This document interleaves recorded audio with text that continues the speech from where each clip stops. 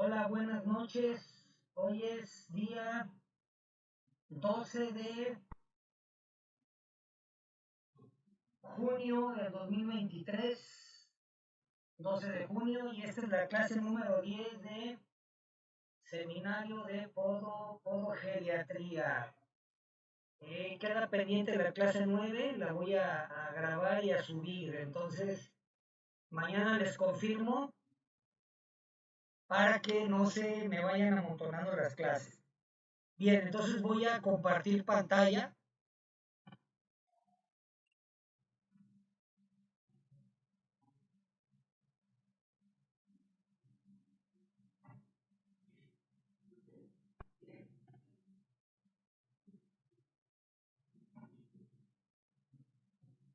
Muy bien, entonces,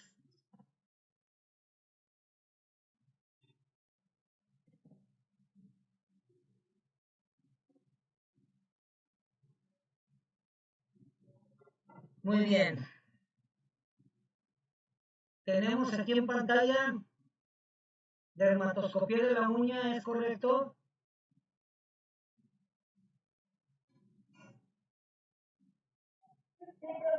Muy bien. ¿Dudas hasta aquí? ¿Dudas respecto de lo que se ha valorado, de lo que hemos visto? ¿Comentarios, dudas?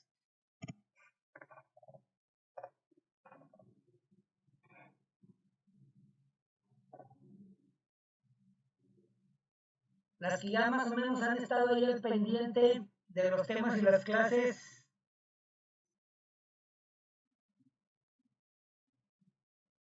¿Ninguna duda?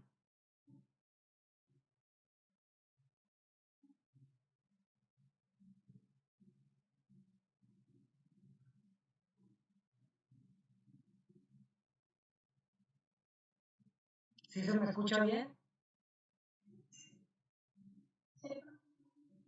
Ok, entonces,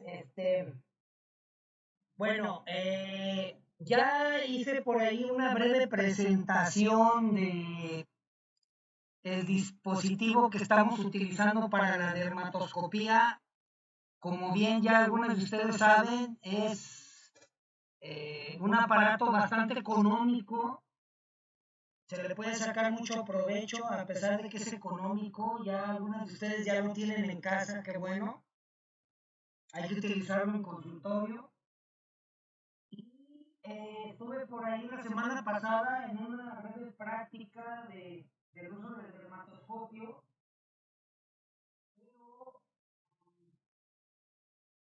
Grabé un breve video y lo subí a un grupo de podología, Podólogos Perú, así se llama el grupo.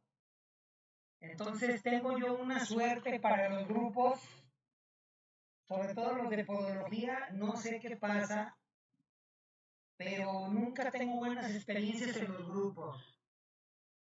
Entonces subí ese video, lo único que hice fue nada más subirlo. Ahí explicamos brevemente lo que es un signo onicoscópico de la uña.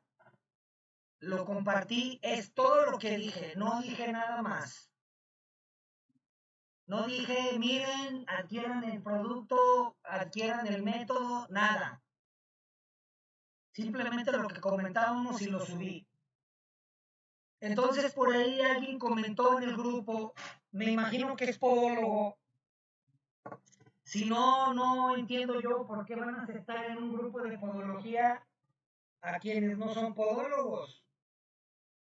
Digo esto que por lo menos guarden el debido respeto a la podología, ¿verdad? No es que no sean podólogos. Entonces ahí un tipo comentó, déjense de cosas y no anden comprando tonterías así. ¿Para qué andan comprando tonterías, no? Yo dije, ¿what? Entonces le envió un mensaje a la administradora del grupo de Podólogos Perú y le dije, oiga, se me hace de muy mal gusto que este señor Diga, esos comentarios están fuera de lugar, son comentarios muy groseritos. Por favor, me gustaría que usted como moderadora del grupo pues hiciera algo, ¿no? Que hiciera algo ahí, porque pues no se vale, ¿ah? Tonterías son lo que comparten los tontos, entonces pues de paso me está ofendiendo. Y yo entiendo que pues no todos los podólogos se actualizan igual. No, nada más me respondió, sí, claro, veo eso y hasta allí. No vi una disculpa, no vi que se eliminara el comentario, nada. Entonces dije, ok, ni modo, otro grupo que voy a dejar, ¿verdad? Deja mucho que desear, entonces, digo esto porque de veras hay gente, vean, aquí,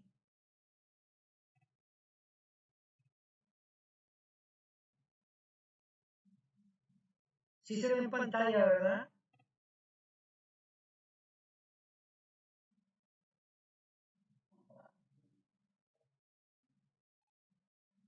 Sí se ve en pantalla.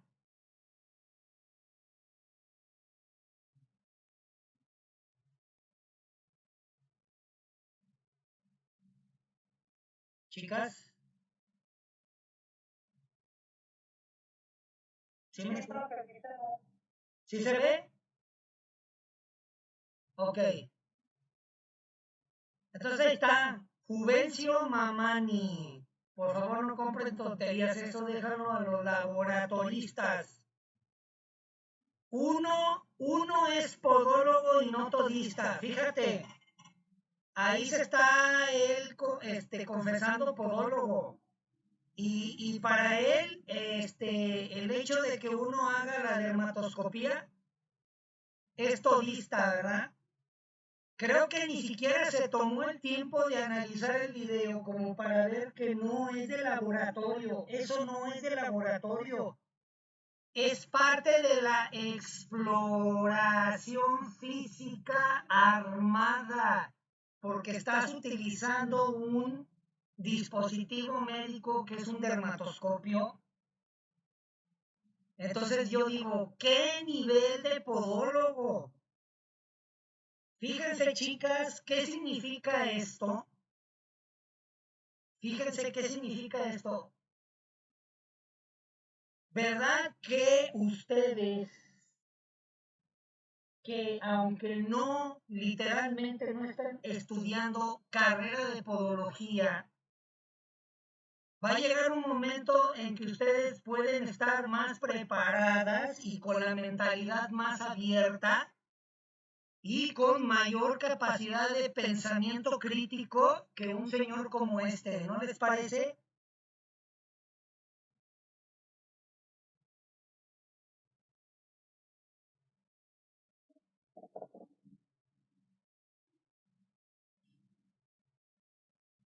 ¿Qué les parece, chicas?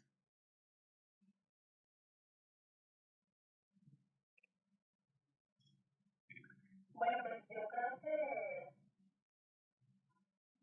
no sé, es como difícil porque en cuestión de biología, pues las científicos siempre son muy celosos de la carrera y yo creo que no la razón, pero pues así son. No, sí, sí, yo entiendo, yo le daría la razón respecto de ser profesional.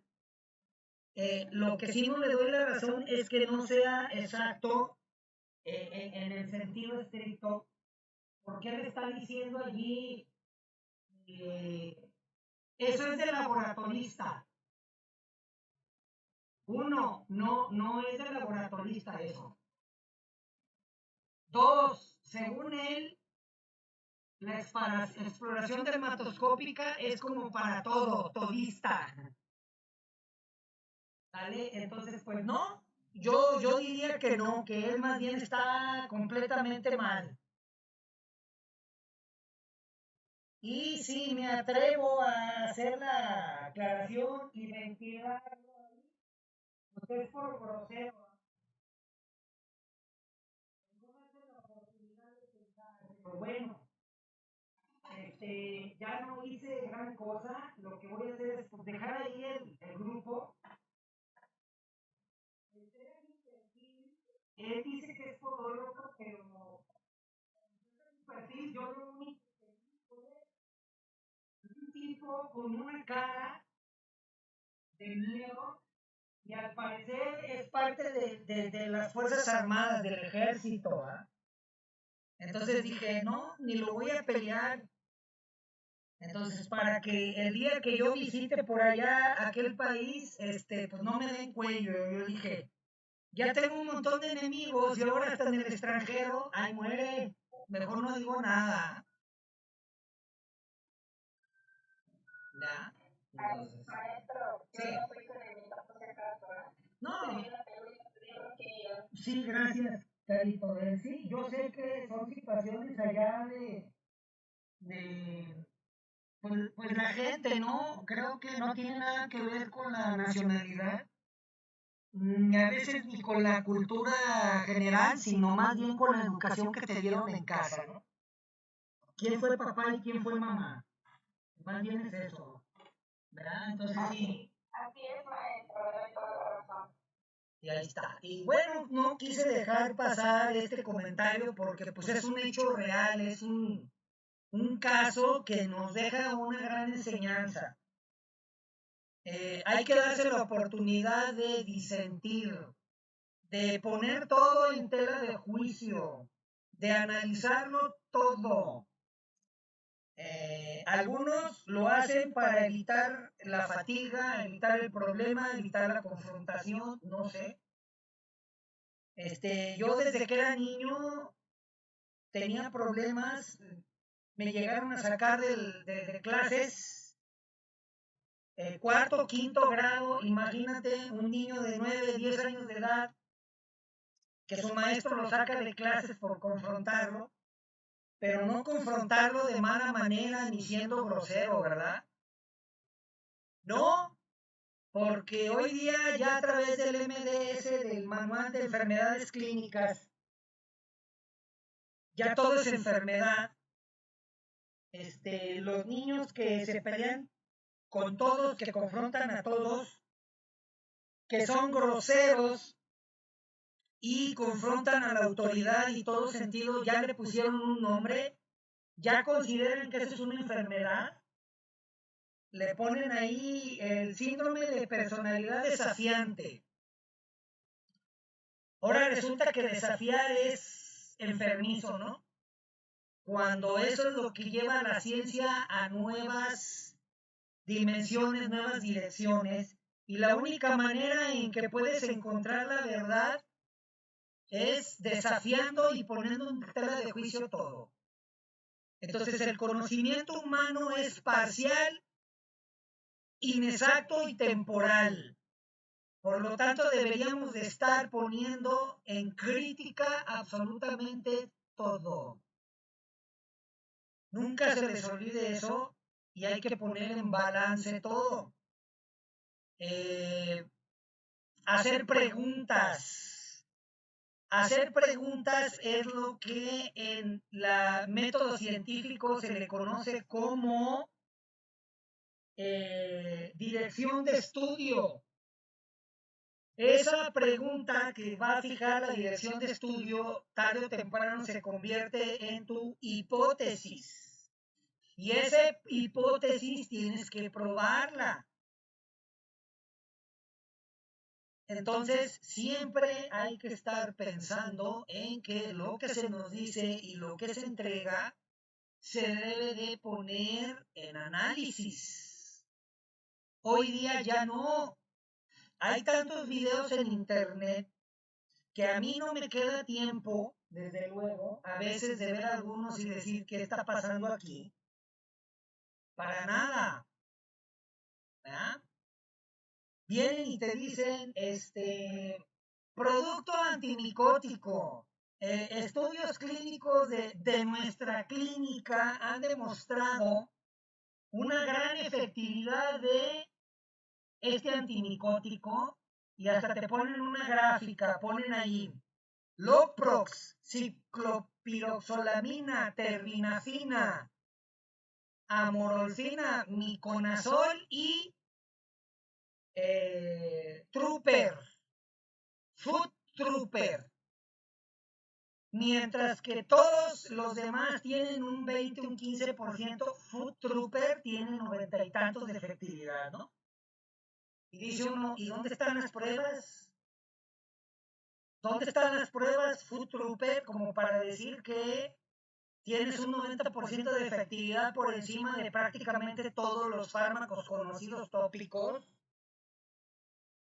Me meto a hacer una búsqueda y Food Trooper, los ingredientes, en primer lugar, no tiene la fórmula, la dosimasia, cuántos miligramos por mililitro contiene, o miligramos o gramos por decilitro, no dice.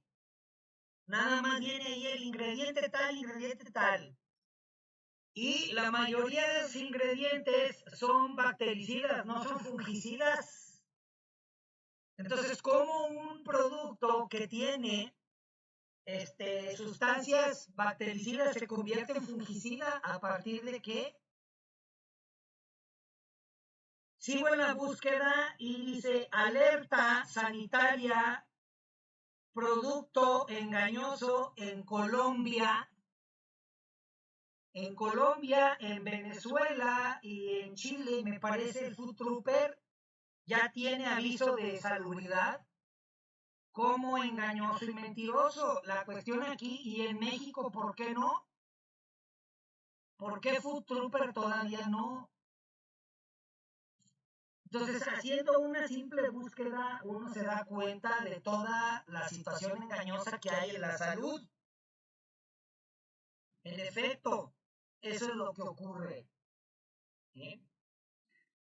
Entonces, esta persona que dice que es podólogo, si él se hubiera tomado 5 minutos para hacer un ligero análisis, no hubiera tenido que decir eso.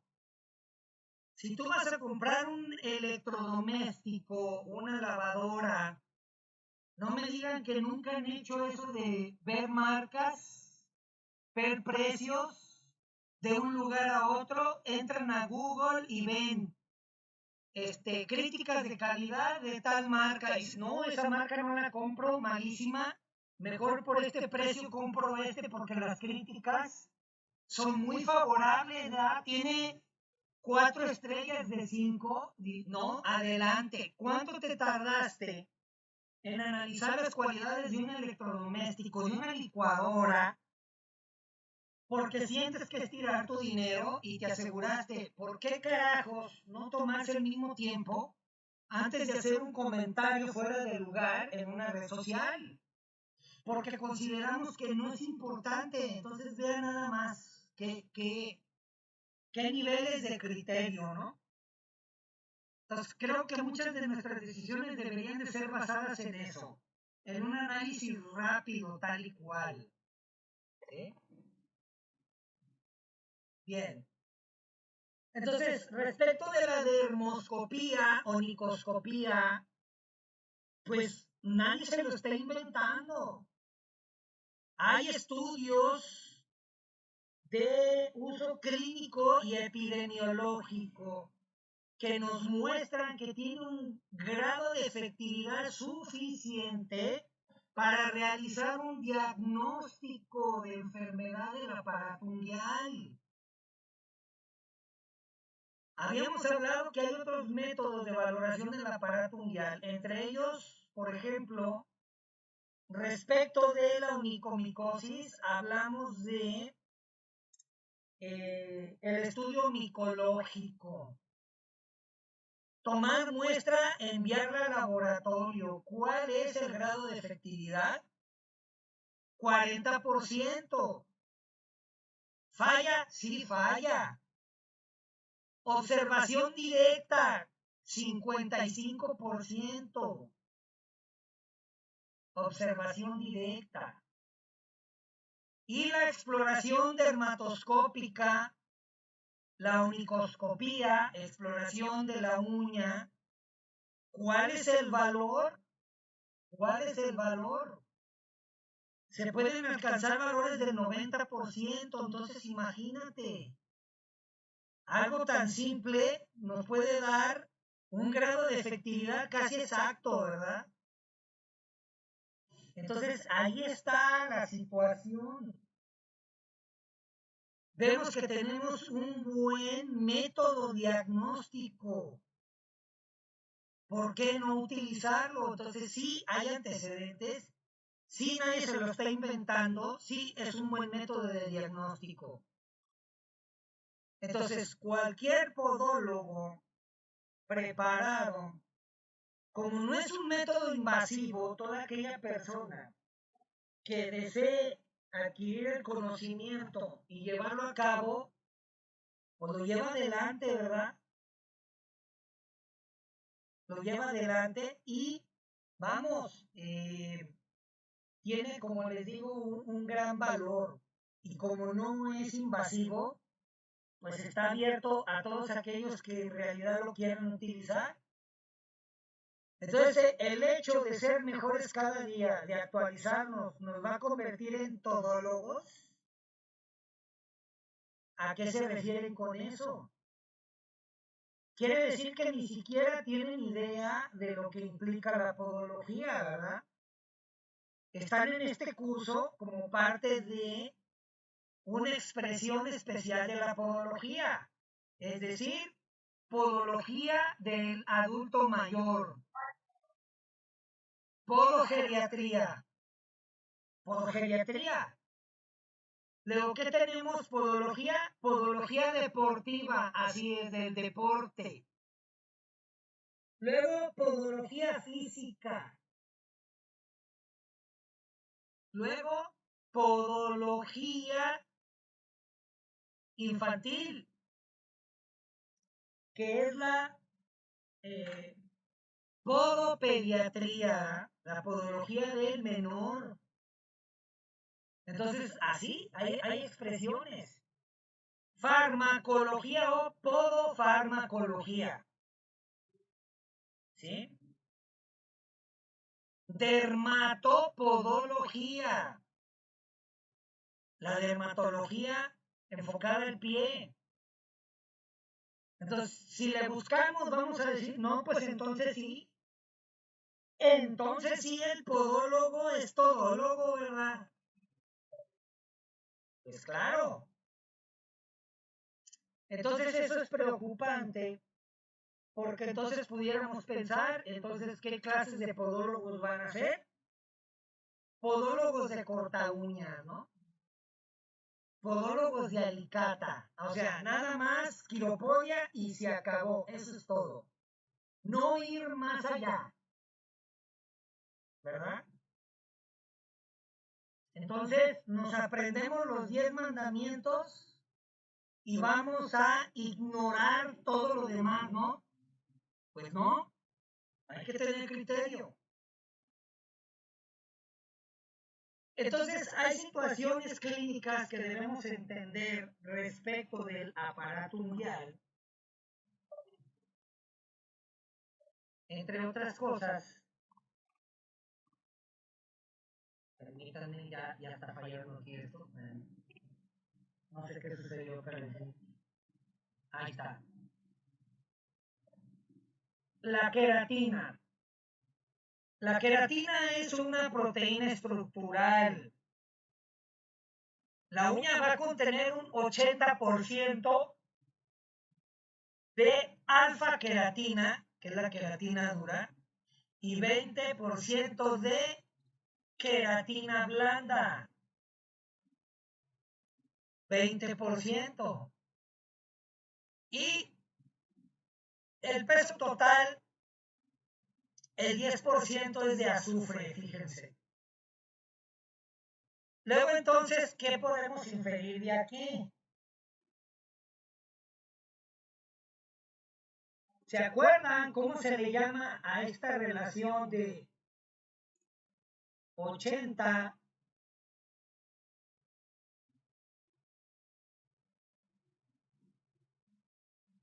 20,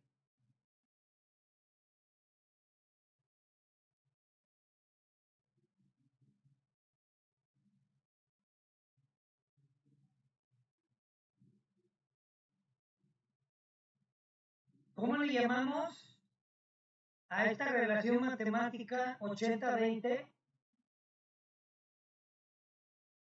¿Alguien se acuerda?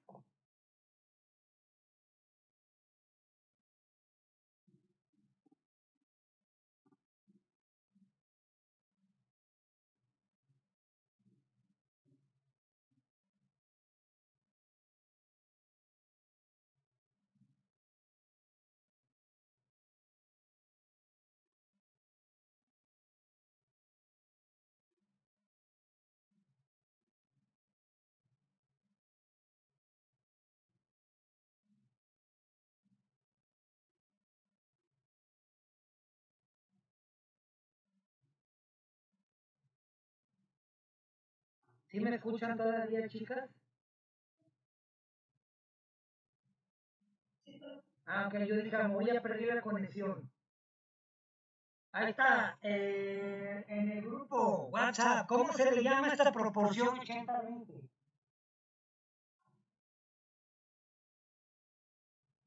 Alguien que comente, el 80-20.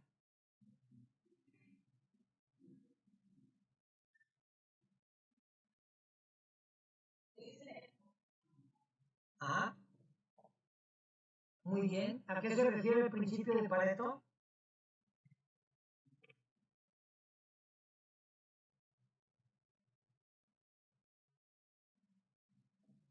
¿A qué se refiere el principio de Pareto?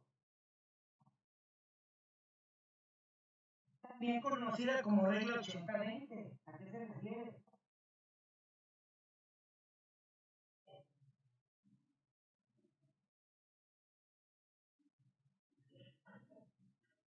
Así es, ¿verdad?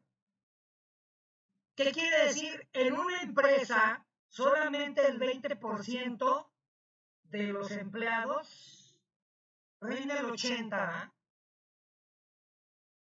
y el otro 80% rascándose la barriga, ¿no? Otro ejemplo del 80-20. Otro ejemplo del 80-20. Las enfermedades en general siempre están relacionadas con la salud de la flora intestinal. La flora intestinal es punto clave para muchas enfermedades y como un regulador del sistema inmune. El intestino tiene tanto bacterias buenas como bacterias malas. ¿Cuál es la proporción entre bacterias buenas y bacterias malas? Esta, esta proporción de Pareto. Para que tú tengas salud, debes de tener un 80% de tu flora bacteriana, flora buena, contra un 20 mala. ¿Se fijaron? Ahí está, el 80-20.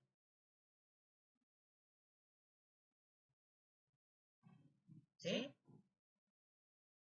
Ese es un buen ejemplo de la situación del 80-20 y aquí la vemos en la proporción de queratina dura y queratina blanda. Fíjate qué coincidencia, ¿no?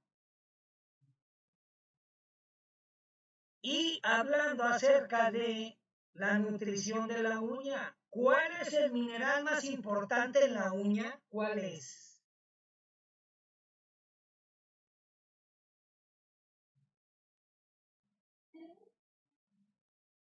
¿Ok? El mineral más importante en la uña, aquí está marcado con rojo. ¿Qué dice?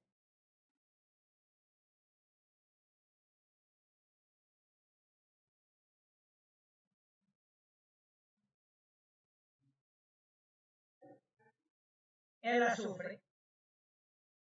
¿Y el azufre en dónde se encuentra? En proteínas. Por lo tanto, ¿cuál es el alimento más importante para la salud de la uña?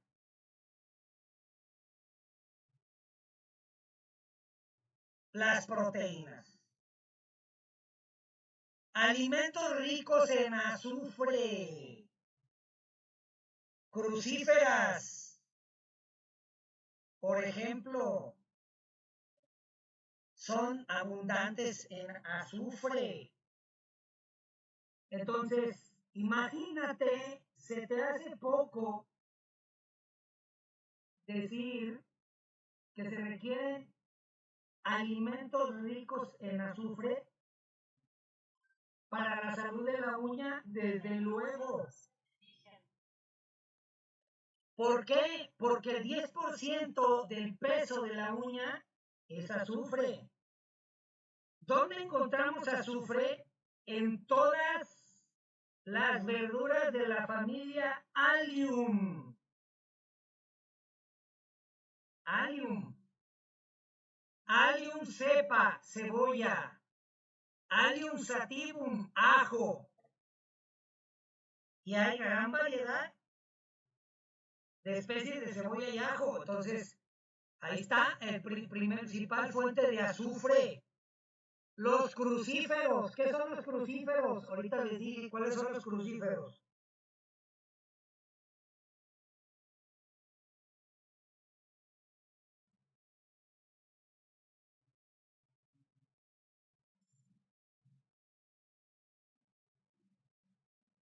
Brócoli, coliflor, brócoli. Ese es ejemplo de crucífero. Los huevos, en efecto, el huevo. La calidad de proteína del huevo, pues, no tiene comparación. Frutos secos, productos lácteos, semillas, almendra, nuez, etcétera. Entonces, ¿cuál es el papel que juega el calcio en la uña? ¿Ustedes qué creen? Porque pues hay por allí un chorro de productos y de esmaltes que dicen que van a darle dureza y fuerza a tu uña y dicen con calcio. ¿Cómo para qué?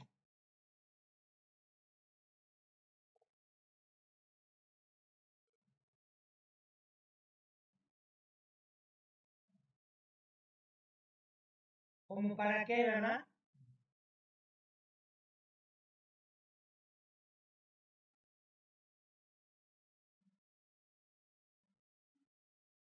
Les había... ¿Cómo? Ok, entonces la uña que tiene más calcio de la normal se vuelve quebradiza, se vuelve amarilla. Pregunta, ¿saben lo que es el nixtamal, verdad? Lo que sigue el proceso de nixtamalización. Ok, pregunta, ¿qué pasa cuando esa tortilla que vas a nixtamalizar se te pasa la cucharada de cal? ¿Qué pasa con esa tortilla, con la masa? ¿De qué color se vuelve? Ahí está. Ponle calcio a la uña y ¿qué ese color se va a hacer? ¿Ya vieron? A ver, ¿qué pacientes en especial tienden a tener la uña amarilla? ¿Qué pacientes? ¿De qué grupo? ¿Eh? Geriátricos, en efecto. Sobre todo geriátricos, ¿verdad? Proceso de envejecimiento. ¿Se acuerdan que cuando hablamos de envejecimiento de los tejidos, qué fenómeno ocurre allí con el calcio en los tejidos? ¿Se acuerdan?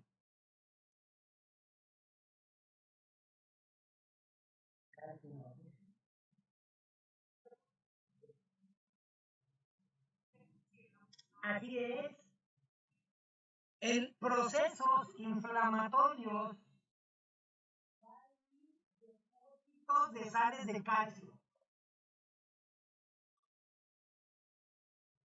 En tejidos blandos por proceso inflamatorio. Ese calcio no es cualquier calcio, es un calcio conocido como hidroxiapatita, que es el principal componente mineral de los huesos, Entonces, hacia la tercera edad ocurre esto, calcinosis hidroxiapatita. pegado en los tejidos, ¿ya vieron? Entonces, pues no. El calcio sale de las células, se pierde, hay déficit, se acumula en sangre y luego el calcio va y se adhiere al tejido inflamado. Calcificación de tejidos. Hay pacientes que, por ejemplo, nacen con alguna malformación cardíaca, alguna válvula cardíaca deforme. Nunca se dieron cuenta y a pesar de todo fueron buenos para los deportes, ¿verdad? Pero sin querer estuvieron forzando su corazón, lo estuvieron forzando porque, pues, ¿qué niño se detiene a pensar si podré correr detrás de un perro, jugar por ahí? No. Va creciendo y a jugar fútbol, deportes, etcétera, ¿verdad? Pero entonces, cuando cumple 65 años, ándale que esas válvulas deformes, como se estuvieron forzando, hubo un proceso inflamatorio y ¿qué crees que se fue? Y fue y se pegó allí calcio, se calcificaron las válvulas y entonces viene hipertrofia cardíaca y mueres antes de cumplir los 75, ¿no? Fíjate, por esta situación. Entonces el calcio puede ser peligroso, el calcio llega en un momento dado a convertirse en un veneno en el cuerpo. Por lo tanto, el calcio debe de entrar únicamente como formas micronizadas naturales en el cuerpo a través de alimentos. A través de alimentos. Parto por la adquisición de calcio suplementario. ¿Por qué? Porque el calcio suplementario, ¿a qué me refiero cuando digo calcio suplementario?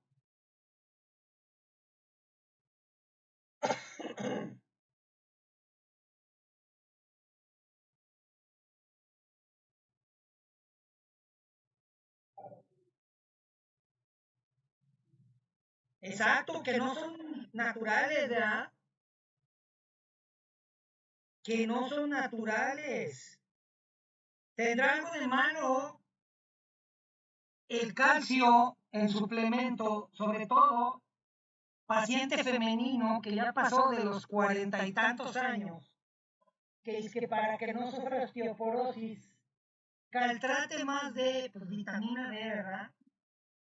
¿Qué opinan de eso? Vean lo que les acabo de pegar ahí. Alguien que haga la referencia y nada más que dice.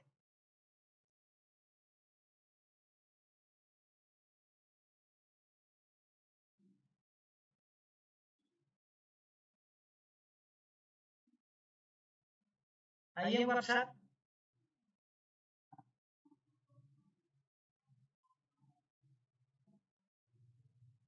Exacto.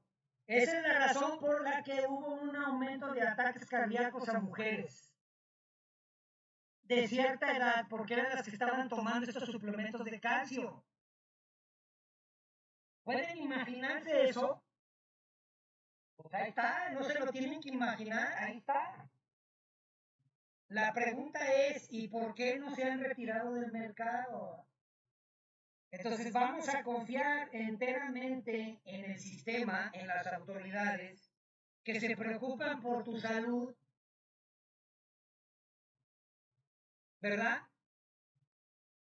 Si se dieron cuenta, hay un breve TikTok que dice, ¿qué está haciendo el gobierno federal por tu salud? ¿Qué clase de profesionales de salud nos están poniendo en los programas sustitutos del INSA? ¿Alguien vio?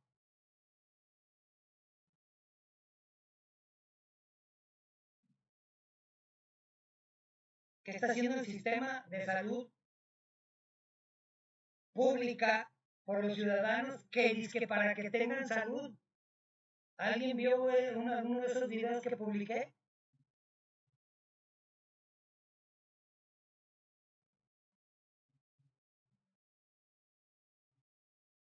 ¿No? ¿Nadie?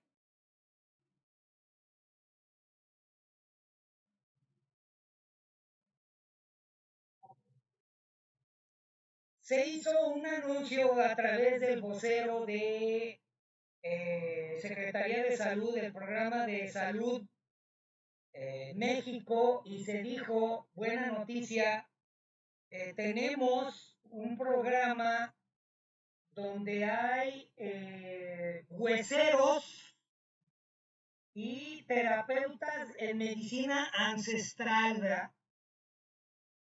Hueseros y chamanes, háganme el favor. En realidad, eso es lo que el gobierno nos está dando para salud. Hueseros y chamanes, ¿ustedes creen que se merecen eso, mexicanos?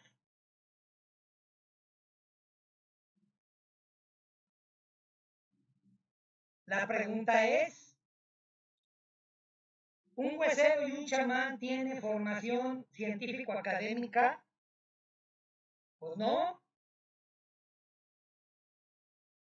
La otra pregunta es, si el gobierno se preocupa por introducir hueseros y chamanes, ¿por qué carajos no se preocupa por introducir podólogos, no?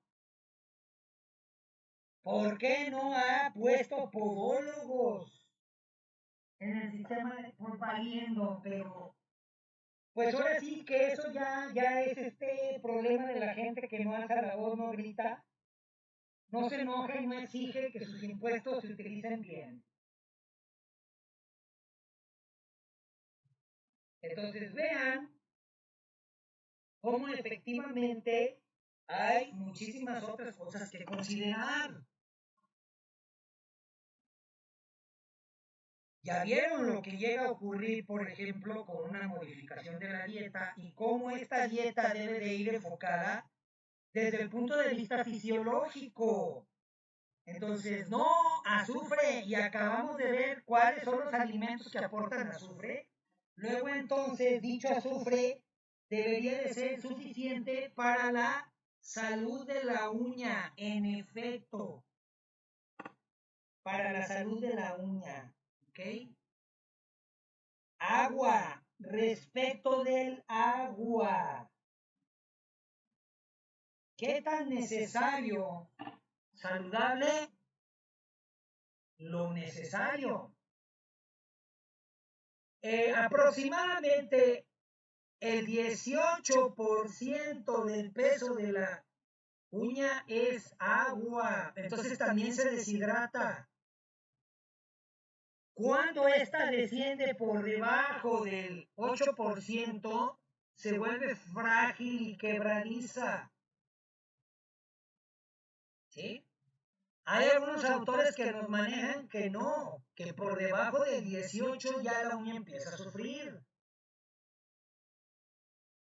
Cuando, por el contrario, tiene un exceso hacia el 30%, la uña se vuelve opaca y blanda. Entonces, es en un equilibrio constante la difusión del agua. Entonces, como notamos, sí, la uña está apta para absorber líquidos, agua, sustancias. Entonces, hay por allí un técnico en uñas, creo que así le podremos decir, técnico en uñas, para no decir que es experto en uñas, no, un técnico en uñas. Me mandaron por ahí una captura de pantalla donde decía este chico, no digo su nombre para no ventilarlo. Si ustedes saben quién es, pues no digan su nombre. Dice allí, estudia anatomía para que no andes diciendo que la uña absorbe minerales. Pues sí, la uña absorbe minerales. ¿Por qué? Porque en teoría la uña se hidrata y se deshidrata, se hidrata y se deshidrata. Entonces, en efecto, la uña absorbe agua. Y esta agua, pues no es agua destilada, ¿verdad? No, es agua con electrolitos disueltos, es agua con minerales, entonces en teoría, pues sí absorbe minerales la uña, pero se integran, ese es otro rollo, que vayan y se integren directamente a la matriz, a la propia queratina y la mejore, ese es otro rollo, porque acabo de decir que de nada sirve un esmalte que le pongas calcio porque no se va a integrar.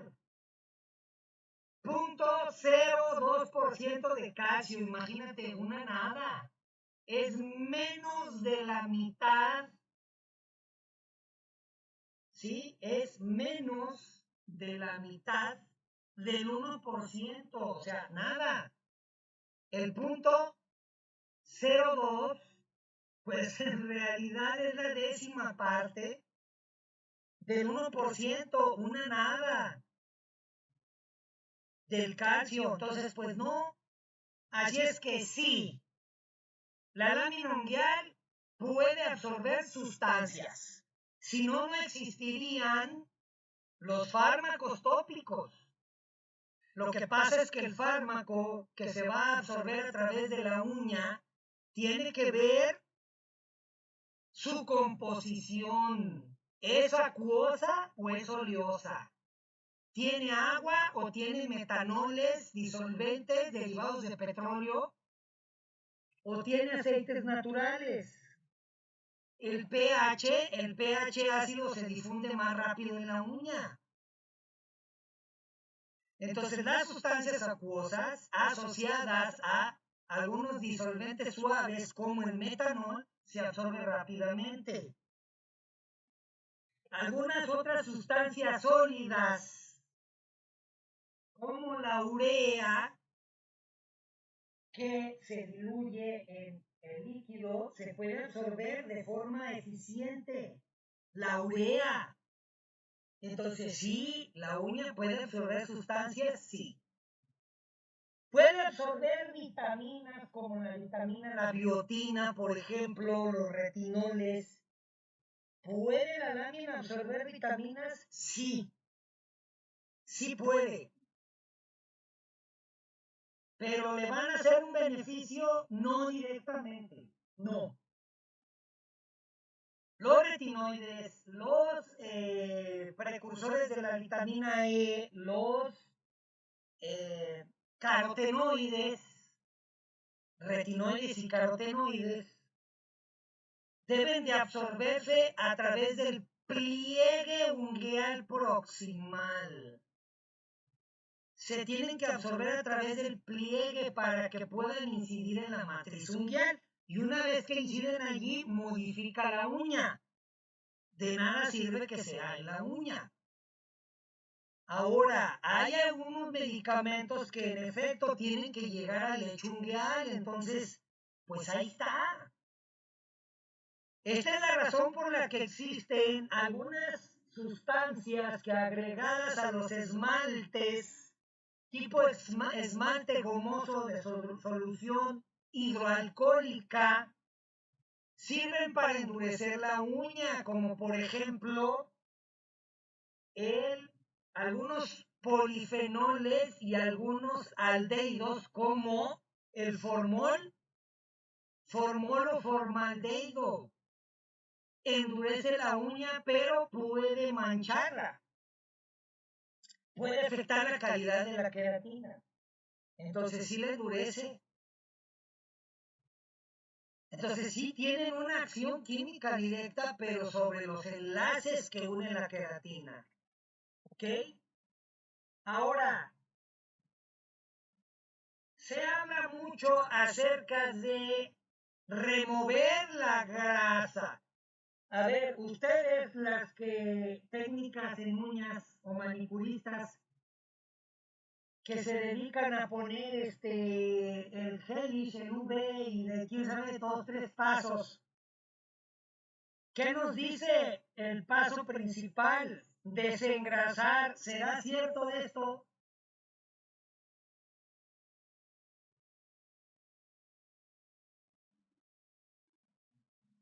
será cierto que la uña tiene grasa y que hay que eliminarla para que se peguen los esmaltes.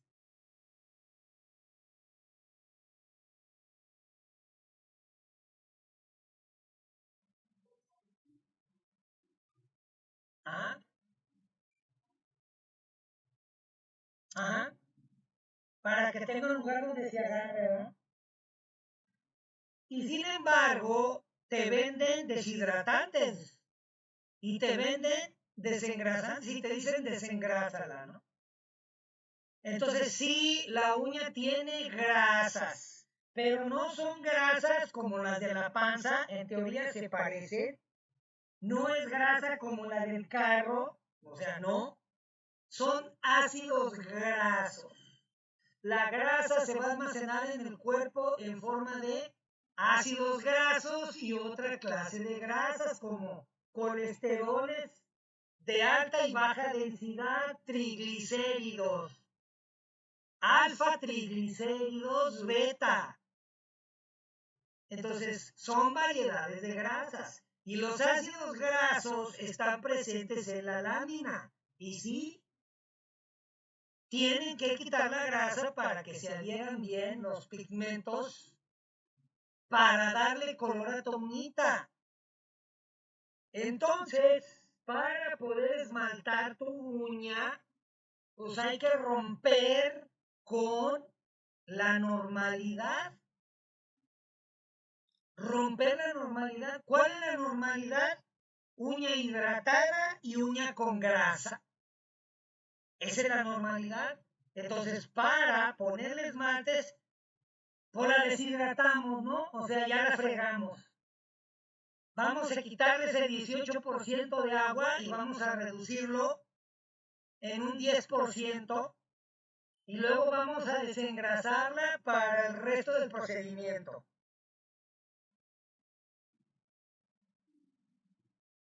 Y una vez que queda el esmalte adherido, pues ya le llamamos manicura perfecta, ¿verdad? Entonces, cada vez que veo por allí documentos, procedimientos, posts y otras cosas que hablan acerca de la manicura perfecta, prácticamente se enfocan al esmalte. Entonces, para muchos, la manicura perfecta se reduce nada más al esmalte. Pero ya estamos viendo que el esmalte es antinatural, que el esmalte rompe la fisiología, que la deshidrata y que le quita ácidos grasos. Entonces no le podemos llamar perfecto a eso. No le podemos llamar perfecto. ¿Eh? Ahora, si nos vamos con la filosofía de el fin justifica los medios, pues a todo dar. El fin justifica los medios. Entonces, si el fin es que tu uña se vea bonita, sin importar lo que hagas, pues adelante. Entonces, esa es la manicura perfecta. Mentira. Entonces, vean cómo sí hay procesos antifisiológicos y esto agrégenselo a la tercera edad, pues catastrófico. Más considerando que el 5% de la uña normal es colesterol, ¿verdad? Y ya por último, mencionando la composición de la uña, aquí los minerales, hierro, zinc, manganeso, cobre son los más importantes. El menos es el calcio. Entonces no se preocupen demasiado por el calcio. Entonces todo este equilibrio es responsable de las propiedades físicas de la uña. Resistencia, flexibilidad o plasticidad y el crecimiento. Aquí tenemos tres cualidades, ¿verdad? Tres cualidades que nos dicen, hey,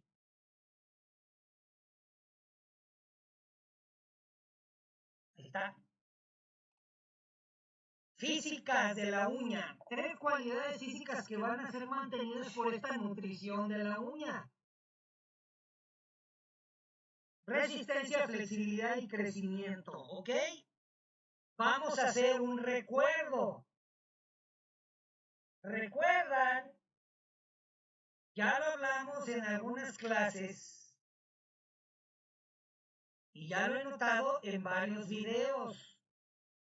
¿Cuáles son las características de normalidad de la uña? ¿Sí? ¿Cómo decimos que una uña es normal? ¿Cuáles son? ¿Ah? ¿Sí? Blanco rosado con un tinte, ¿ah? Blanco perlado con un tinte rosa. El color, ¿verdad? Color. ¿Se acuerdan de la nomenclatura que una vez vimos de normo, normolínea, normocroma, normo? A ver, ¿se acuerdan? A ver si la tienen en la memoria. ¿Se acuerdan que les dije apúntenlo ahí en su cuaderno? Porque hagan de cuenta que va a ser como su Biblia. Así es que cuando les digo características de la normalidad de la uña, hagan de cuenta que les estoy preguntando un texto bíblico, ¿verdad?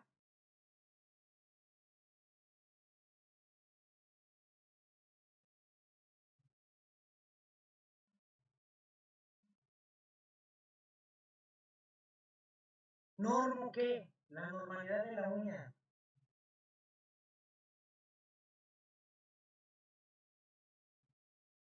Hola, hola, Marín. Estoy en plena transmisión, una clase online. Saluditos. ¿Nadie? Chicas, ¿en serio? Bueno, ¿se acuerdan que les había dicho que iba a estar haciendo por ahí algunas dinámicas? Les voy a pegar por ahí una autoevaluación para que hagan ahí su autoevaluación. Obvio, cuando veas la pregunta y no sepas la respuesta, pues vas a tener que investigar, ¿sale? Y ahí una de estas preguntas pues va a ir allí. ¿Cuáles son todas las características de normalidad de la uña? ¿Ah? Ajá. Exacto, velocidad de crecimiento, grosor, implantación, forma, textura, convexidad. ¿Sí recuerdan? Ahí está.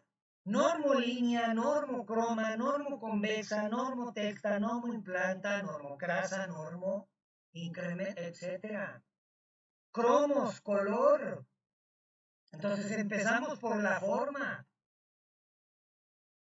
Normolínea, ¿cuál es la forma de la uña? O sea, eso es lo que tienen que tener ustedes presentes, ¿de acuerdo? Y fíjense cómo aquí nada más hay 3 características. Hay más. Aquí nomás nos hablan de resistencia. En el documento ese y en la clase dijimos normo resista. Ahí está. Normo resista, la resistencia. Flexibilidad, la adherencia. Normo implanta. Crecimiento, normo incrementa. Color, normocroma. Forma, normolínea. Convexidad, normoconvexa. Textura, normotexta. Ahí está. ¿Ya se acordaron? A lo mejor sí, ¿verdad?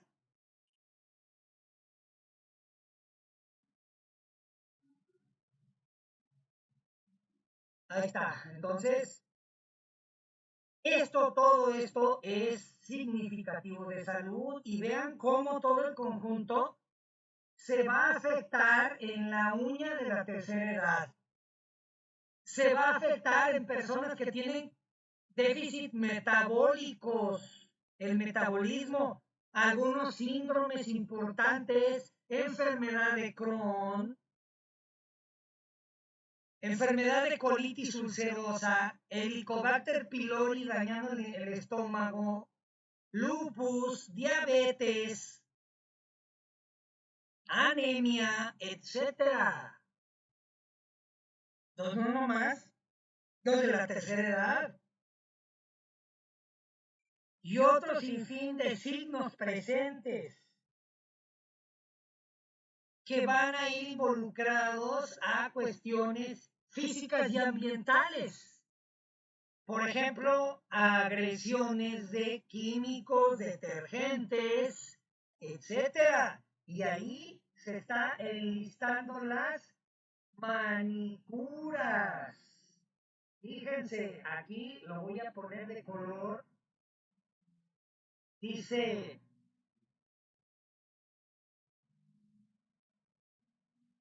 manicuras. Las agresiones externas son frecuentes en la uña. Agresión. ¿Cuál es esta agresión que tenemos marcada aquí? ¿Cuál es esa agresión?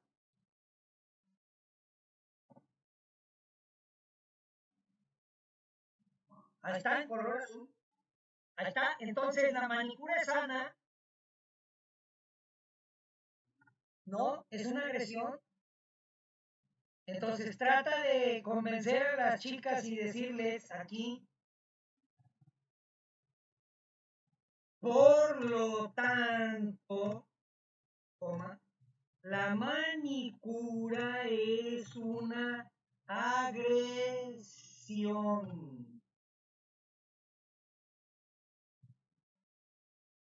Sorry, pero si hay quien te pague por agresión.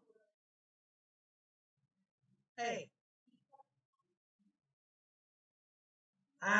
please repeat after me.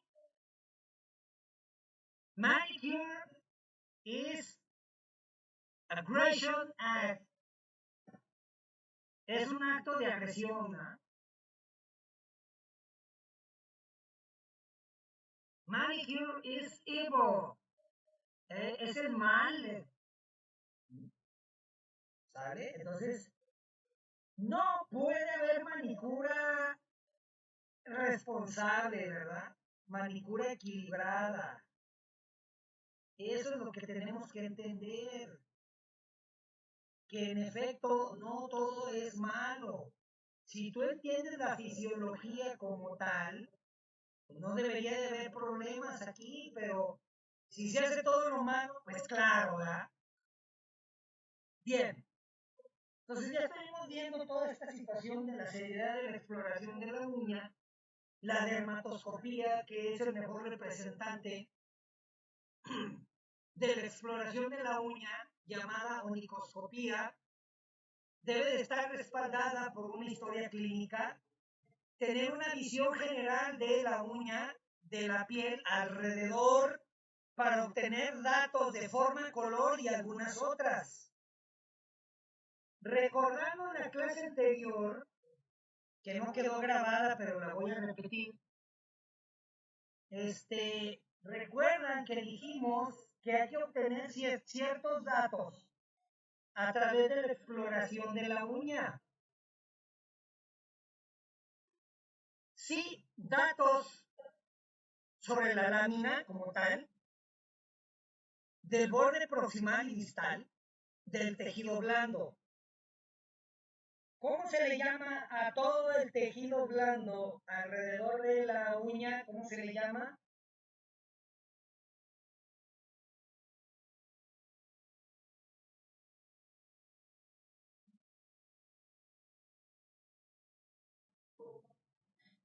Todo alrededor, no nada más el borde proximal, ¿no? Perioniquio. Perioniquio. Entonces, el eponiquio se asocia hacia los laterales, los bordes laterales, en conjunto es el perioniquio, peri alrededor. El borde proximal, allí donde se abolsa, le llamamos, allí inicia el eponiquio. El eponiquio se adhiere fuertemente a la lámina unguial, es decir, la matriz la pega a la uña. Y hay una continuación córnea que se adhiere a la uña que se llama cutícula. Ese conjunto se le conoce como sello cuticular. Entonces, el onicoscopio va a recoger datos de ¿qué? Borde proximal, borde distal y la lámina unguial. ¿Cuáles son los signos que debemos valorar allí en borde proximal, borde distal y uña? Recuerden, la clase anterior lo dijimos. Recuérdenlo.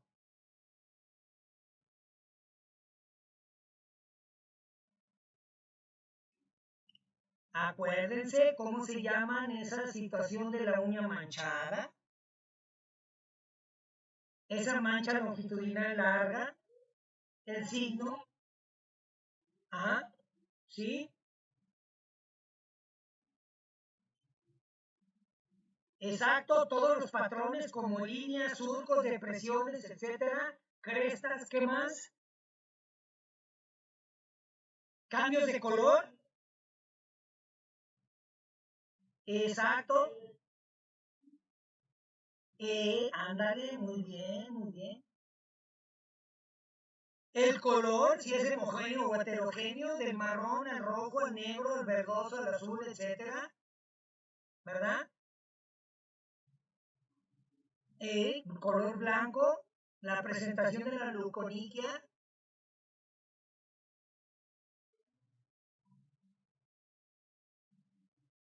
Exacto.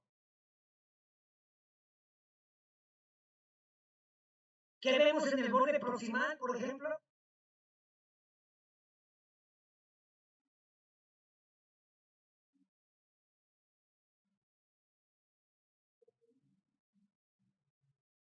Sí, sí, ¿qué vemos? ¿Qué vemos ahí en el borde proximal? Eso que vemos ahí en el borde proximal, sobre todo las más güeritas, luego se preocupan cuando ven eso ahí en muslo o pierna. ¿Cómo? Son capilares, capilaroscopía. Acuérdense que dijimos cuando había fenómenos inflamatorios se veían capilares inflamados como pequeñas penulillas rojas, ¿ya? ¿Se acuerdan que también hablamos de algunos signos que nos marcan, por ejemplo, una enfermedad del corazón escondida, una pericarditis?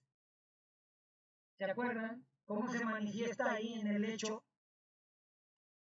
¿Cómo se le llaman a esos pelitos oscuros que son vasos sanguíneos reventados ahí en el lecho de la uña o en el borde proximal? Acuérdense cómo se llaman. Exacto, las astillas, sangrado en astilla. ¿Y cómo si al borde proximal podemos verificar una psoriasis que no ha sido identificada, por ejemplo? Entonces vean cómo todos estos patrones se pueden vislumbrar y hacernos presente a través de un simple vistazo qué está pasando con la uña y la salud en general. Entonces, todos estos signos presentes que ahorita hicimos un resumen, nos vas a facilitar a través de el gel de ultrasonido para que puedan verse todos los planos, ¿verdad? Ahí en esta semana les digo, no quiero que, dice Rosy, para que les dé envidia, estuve ahí, ya este es el segundo sábado, y estuvimos viendo el uso del dermatoscopio y cómo cambia la vista cuando utilizas el gel y cuando no lo usas. Y los signos presentes, ¿verdad? ¿Cómo cambia?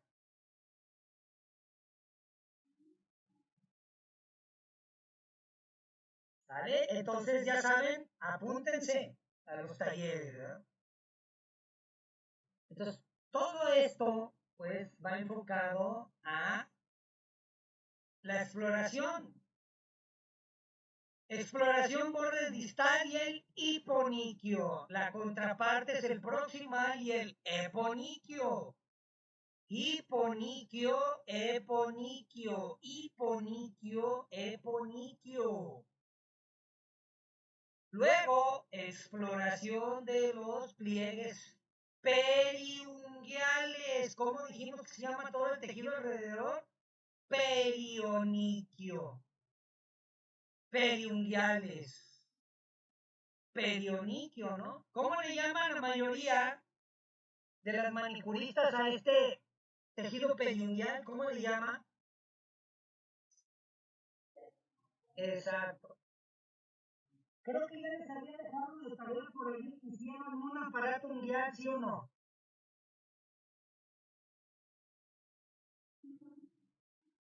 Ah, ya lo completaron, porque les dije complétenlo, ¿no? ¿A quién de ustedes se les da eso de las maquetas?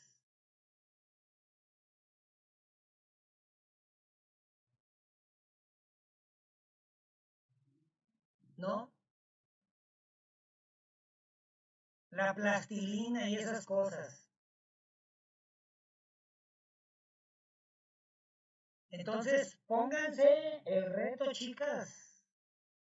Háganse su maqueta del aparato unguial y pongan todos sus elementos. Ténganlo ahí a la vista, su maqueta. ¿Sí? ¿Sí saben a qué me refiero cuando digo maqueta, no? También, ¿ah? También.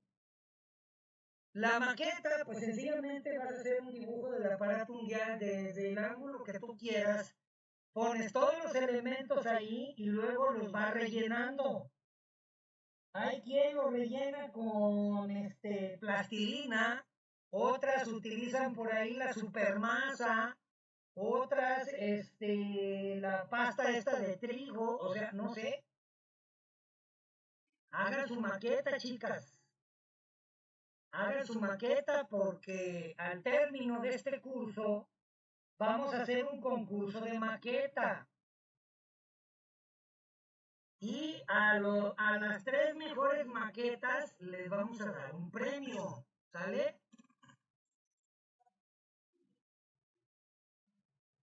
Aparato mundial. Exacto, pero acuérdense que les dije hasta la fecha, incluidos los estudiantes de la carrera de podología, no han entregado una maqueta completa, con todos los elementos que debería de llevar. Entonces yo les dije, sí, las apoyo con la imagen, pero ustedes tienen que completarla porque aún así le van a hacer falta, ¿Sale? Entonces yo les dije, van a tener que hacer una búsqueda como de unos 10 diferentes bibliografías y unas 20 diferentes imágenes. Van a sacar una parte de una, de otra, hasta que la completen. ¿Por qué? Porque hay páginas que tienen o documentos que dicen anatomía del aparato unguial. No mencionan la banda onicodérmica, no la mencionan, no la tienen. Otra no menciona las fibras colágenas bajo la uña, no las mencionan. Otras no mencionan el ligamento especial de matriz. Otras no mencionan los pliegues cutáneos. Otros no mencionan los multicompartimentos, las separaciones tabicadas, etcétera. Entonces sí, les mando una imagen y se guían en esa, ¿de acuerdo?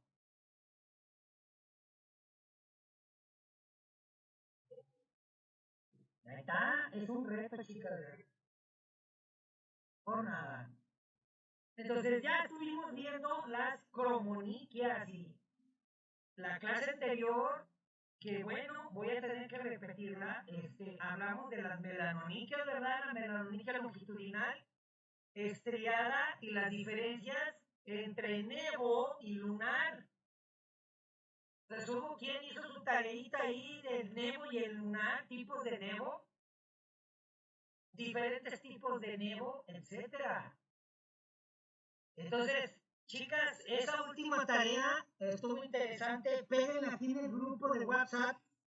Ya hubo quien la subió al grupo ahí de Facebook. Peguen aquí en WhatsApp para la clasificación y tipos de lunares, nevos y melanomas. ¿Eh? Y eso es importante, ¿de acuerdo?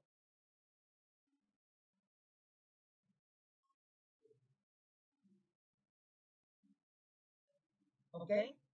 Ah, hay que checarlo y si no, pues lo reenvías. La distribución es importante de la pigmentación, la melanoniquia longitudinal, la melanoniquia estriada, ya estuvimos hablando de la leuconiquia, hablamos un poco de las causas de las melanoniquias, hablamos los patrones melánicos, hablamos del signo de Hutchinson y pseudo Hutchinson, y la importancia en hacer los diagnósticos a través de los cambios focales del color. Las diversas activación focal de melanocitos. A ver, ¿qué dijimos que eran los melanocitos?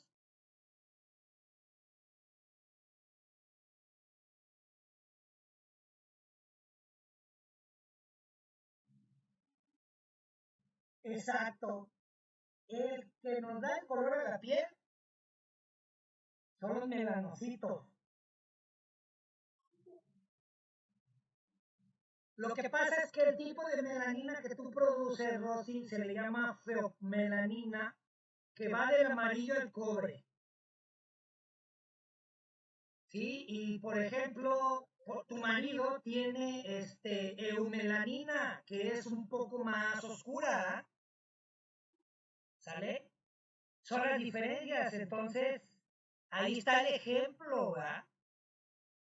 Que en la matriz ungueal, ahí no debería de haber melanocitos, sí hay, pero no producen pigmento.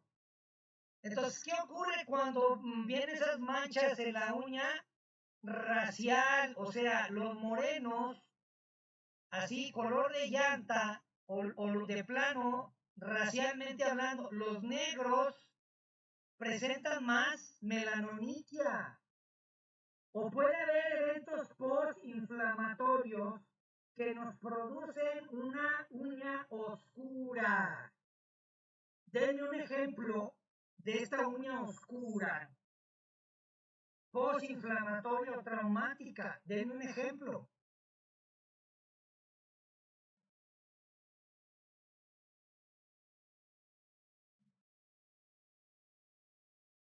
Un ejemplo.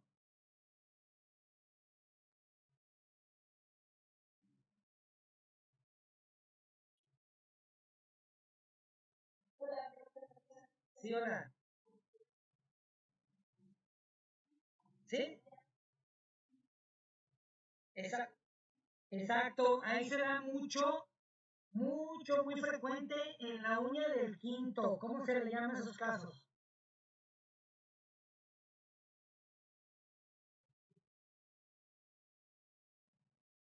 Exacto, la melanoliquia friccional. Ese es el mejor ejemplo. Mucho, muy frecuente, ¿verdad? ¿Sale? Y les había dejado por ahí que investigaran, alguien lo hizo, que eran los léntigos. Signos de la tercera edad del léntigo. ¿Alguien lo hizo? El léntigo, nadie.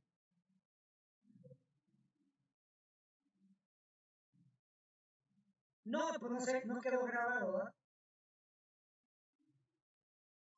No, se escuchaban las voces de ustedes, la mía no. Entonces, ahí está.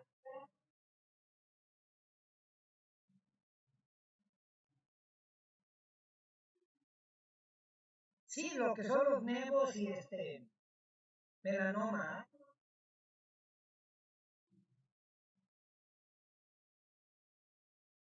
Sí, léntigos y lesiones de tercera edad, ¿verdad? De la piel. Sobre todo lesiones lentiginosas. ¿De acuerdo? Todas estas pueden ser consideradas como hiperplasias, ¿de acuerdo? Entonces es importante. ¿Dudas hasta aquí?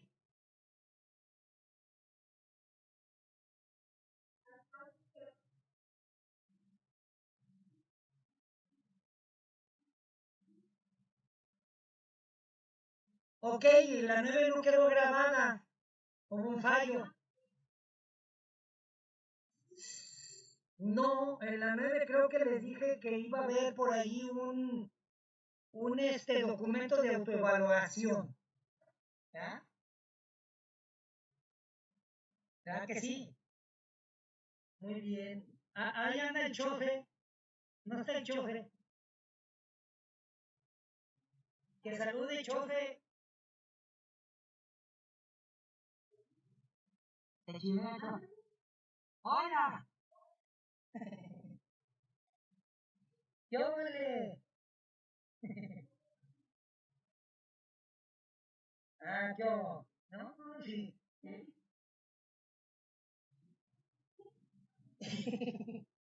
Es el mejor alumno, el Gabriel, el chofe. Ya lo está pegando en las clases. ¿Ah? A la teoría, ahí también está ahí. Muy bien, entonces estuvimos viendo, recuerdan, vimos algo muy importante en la valoración de las lesiones sospechosas. ¿A qué se refieren las lesiones sospechosas?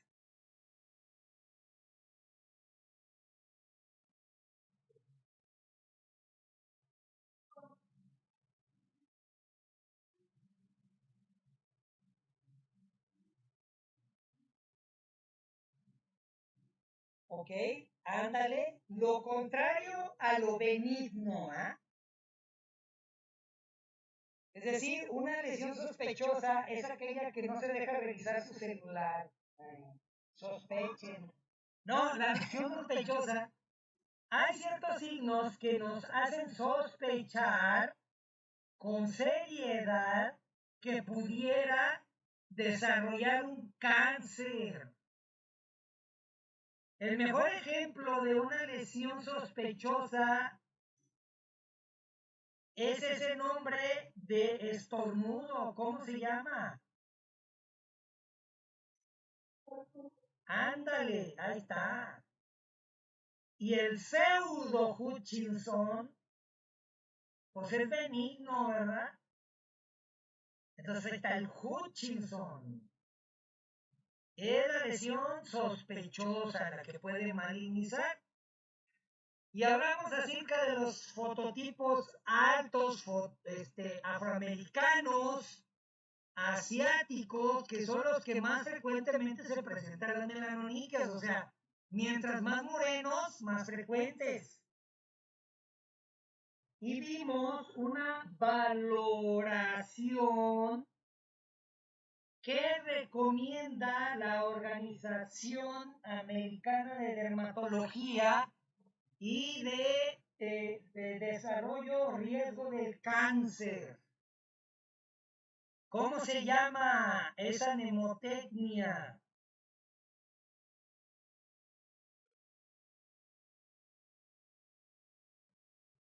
¿Se acuerdan? 5 letras. No se les pudo olvidar de la última mapa acá, ¿eh? ¡Ey!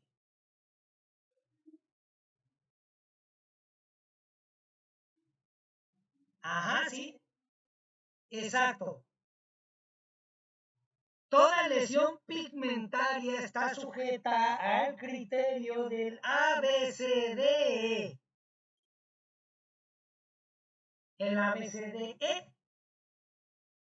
Y ateniéndonos a ese criterio, pues podemos pensar en situaciones que pueden ser sospechosas. Luego, dijimos que hay medicamentos que pueden manchar la uña, sí. Dijimos que hay, por ejemplo, los grupos de las ciclinas como la minoxiclina, la tetraciclina, que fue altamente usada a finales de los 90 para tratar el acné, que se hiperpigmenta la esclerótica, los dientes y hasta los huesos.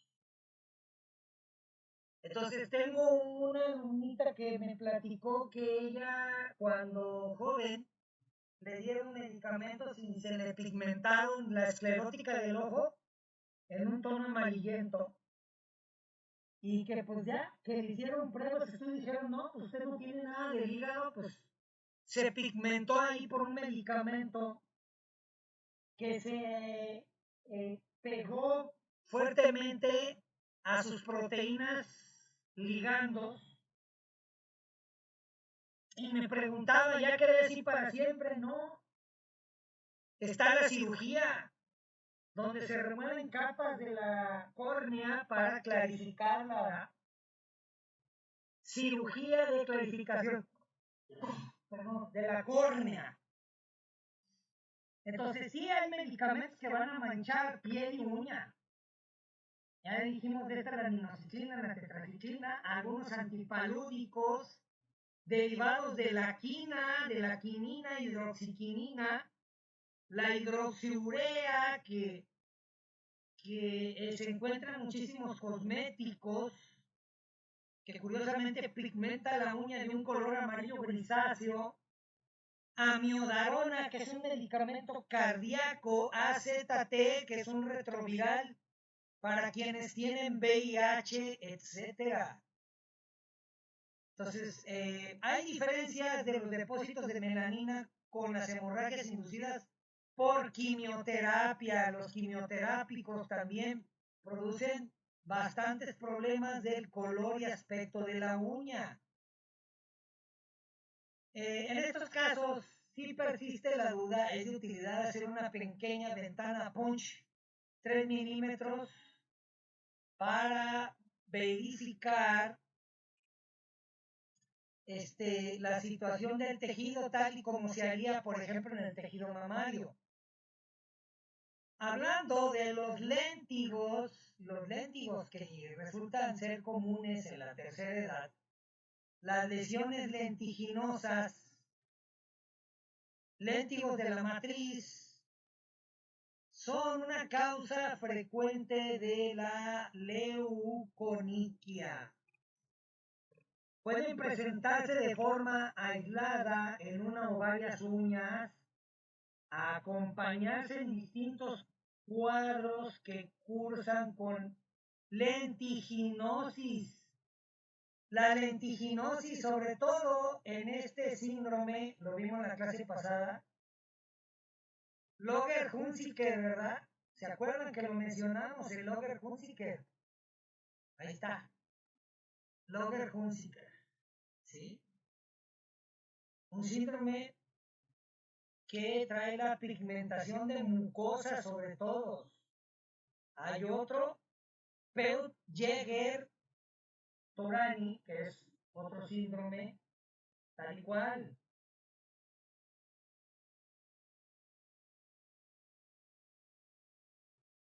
Hola, ¿qué tal? Tengo apenas aquí un mes ya no quise tomar un contacto con él, estando aquí de vuelta.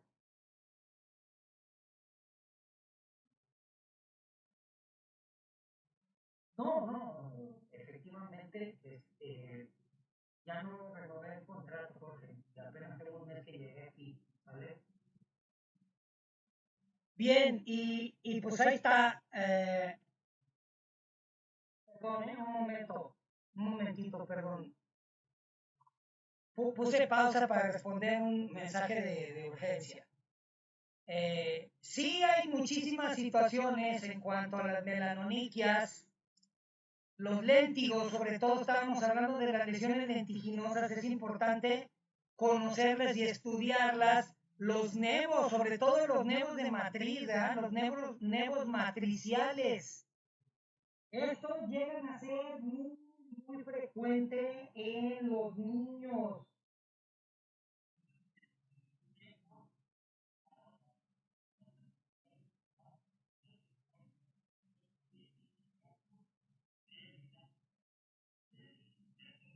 Órale, Jorge, órale, claro que sí.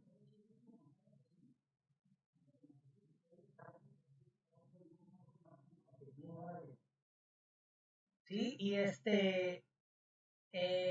preocupante por parte de los padres de familia cuando se observan estas situaciones. Los niños, uñitas oscuras y demás, llegan a ser congénitas. Lo que pasa es que hay situaciones de signos de pigmentación poco frecuentes en los niños que a veces disimulan los cuadros, ¿no? La típica mancha de Oporto es esa tremenda mancha roja con la que nacen algunos niños en la frente, parte de la cara que por lo regular desaparece con el crecimiento y pues dicen los papás, pues ya me doy con que se le desaparezca esta mancha, la telangiectasia neonatorum, desaparece y ya, felices, y ya no me importa si le quedó por allí una uñita oscura. Pero basta con que el médico general haga una exploración simple para que nos diga, pseudo Hutchinson, nada de qué preocuparse. La verdad es que es realmente muy infrecuente que tengamos que ver casos difíciles o premalignos en los niños, ¿verdad? No, esto más bien es característico hacia tercera edad. Entonces, la imagen dermatoscópica típica de los nevos está formada por bandas de color marrón, más oscuras del promedio. La anchura es variable, menos de 3 milímetros. Las líneas están dispuestas a lo largo de forma regular, paralela, la misma anchura en toda su extensión sobre un color marrón de fondo. Esa es la diferencia en cuanto a los nevos, ¿sí? Entonces, el hecho de ver allí ese patrón de pigmentación con el dermatoscopio, entonces es alentador de saber que efectivamente con un simple vistazo podemos decir, hey, no hay problema. Entonces, los melanomas unguiales son más frecuentes en el adulto. Los nevos matriciales en el menor, pero los melanomas unguiales no, en el adulto, muy raros en los niños, aquí por el contrario. De plano se pueden localizar en cualquier dedo, más frecuente en el dedo pulgar, en el índice, en el dedo gordo. Se han visto que cuando se localizan en las uñas de los dedos de la mano, son prevalentes en la mano dominante. Si eres zurdo, en la izquierda, si eres diestro, en la derecha. Los signos clínicos de sospecha en un melanoma unguial, en el melanoma unguial es como sigue. Aparición de una melanoniquia a partir de la cuarta década de vida. Vamos, cuando eras jovencito o jovencita, todo bien tu uña, nada, ni un cambio de color, llegaste a los 40, 40 y cacho y ya cambió el color. Cualquier pigmentación de aparición brusca. Hace algún año, el año pasado, veías una manchita cobriza, pero en los últimos 3 meses aumentó a volverse oscura. Así, en los últimos 3 o 4 meses se pigmentó. Eso es aparición brusca, incluida en los pies. Luego cambia en una pigmentación previa que se hace más oscura, más borrosa en su forma, generalmente ancha en la base del borde. Ahí está, entonces se oscurece de más oscura.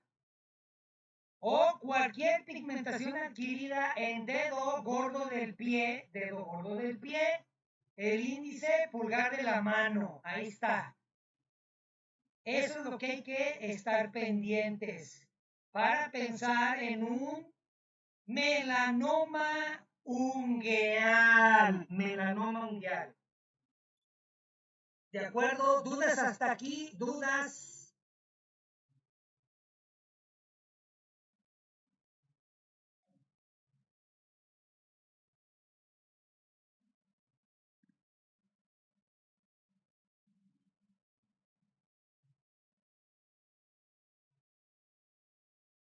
¿Dudas? ¿Todo bien? Muy bien, gracias. Entonces, chicas, llegamos al final de esta sesión.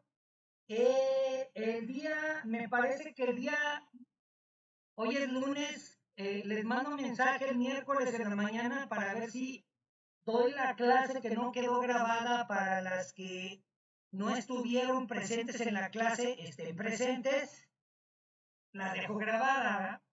Y el sábado voy a andar por allá en Torreón, el sábado en el Instituto Podológico de Torreón, el sábado voy a andar por allá. Saludos Mariana, voy a andar por allá.